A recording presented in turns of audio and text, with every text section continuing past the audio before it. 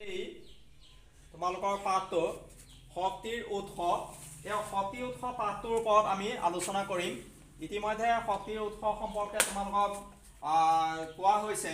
এতিয়া আমাৰ এই শক্তিৰ উৎসবিলাকৰ ভিতৰত এটা আমি প্ৰথমেই সৌৰ শক্তিৰ বিষয়ে ক'ব পাৰিম। সৌৰ শক্তি মানে হৈছে এনে এক শক্তি আমি জানো যে সূৰ্যৰ পৰা যি শক্তি পোৱা যায় সেই শক্তিকে সৌৰ শক্তি বুলি কোৱা হয়। আৰু এই সৌৰ শক্তিৰ ফলত আমি কি কাম কৰিব পাৰো? বিদ্যুৎ আৰু তাপ শক্তি, ইয়াৰ পৰা বিদ্যুৎ আৰু তাপ শক্তি লাভ কৰিব পৰা যায়। আজিকালি আমাৰ বিভিন্ন স্থানত ডাঙৰ ডাঙৰ প্লেট বহুৱাই পেলাই সূৰ্যৰ সৌৰ শক্তিক সংৰক্ষণ কৰি ৰাখি পেলাই তাক কামত ব্যৱহাৰ কৰিবৰ কাৰণে আমাৰ আজিকালি সেই কামখিনি কৰা হয়।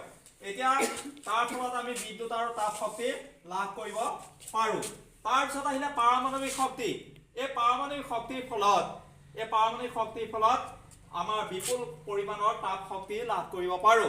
এটা বৃহৎ পৰিমাণৰ তাপ শক্তি আমি লাভ কৰিব পাৰো।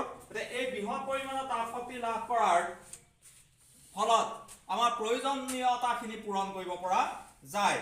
আমাৰ যিখিনি প্ৰয়োজন সেই প্ৰয়োজনখিনি পূৰণ কৰিব পৰা যায়। তাৰপিছত আহিলে আমাৰ জীৱাশ্ম ইন্ধন।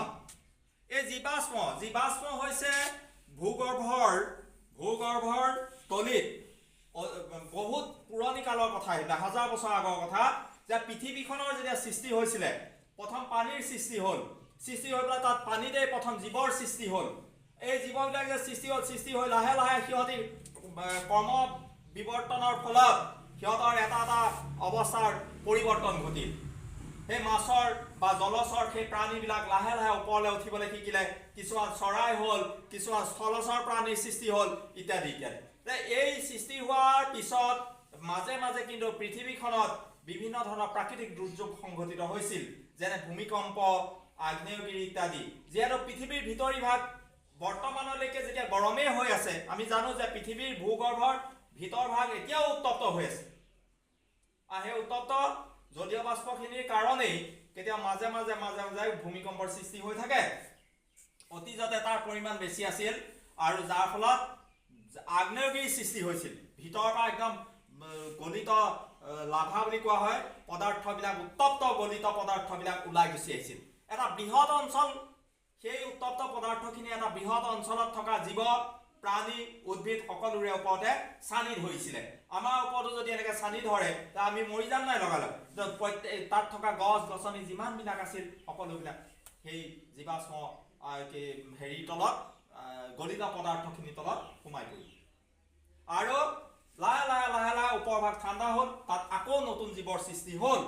এই যে সোমাই আছে মাটিৰ ভিতৰত সোমাই থকা সেই পদাৰ্থখিনি শক্তি সংৰক্ষিত হৈ আছে, আৰু তাকেই কোৱা হয় জীৱাশ্ম ইন্ধন। জীৱৰ পৰা পোৱা ইন্ধন এইবিলাক। এটা সময়ত সিহঁতি জীৱ আছিল, আৰু জীৱবিলাকৰ পৰা মাটিৰ তলৰ পৰা উলিওৱা সেই ইন্ধনক কোৱা হৈছে জীৱাশ্ম ইন্ধন। আৰু এই জীৱাশ্ম ইন্ধনৰ ভিতৰত কয়লা, পেট্ৰল আদিৰ পৰা আমি সেই শক্তি, ৰাসায়নিক শক্তি কিছুমান আহৰণ কৰিব পাৰো। তাৰপিছত আহিলে বায়ু শক্তি। আমি বিভিন্ন কামত বায়ু শক্তি ব্যৱহাৰ কৰিব পাৰো। বায়ুৱে গতি কৰে। মই কৈছো যে এই শক্তিবিলাক সৌৰ শক্তিয়ে হওক, পাৰমাণৱিক শক্তিয়ে হওক, তাৰপিছতে জীৱাশ্ম ইন্ধনৰ পৰা পোৱা শক্তিয়ে হওক বা বায়ু শক্তি, এইবিলাকৰ পৰা আমাৰ বহুত সাংঘাতিক ধৰণৰ উপকাৰ হৈছে। বিভিন্ন ধৰণৰ কামত আমি ব্যৱহাৰ কৰিছো। বায়ু শক্তিৰ ফলত কি হয়, বায়ু যিহেতু গতি কৰাৰ ফলত তাৰ সেই গতি শক্তিক আমি কামত খটাইছো।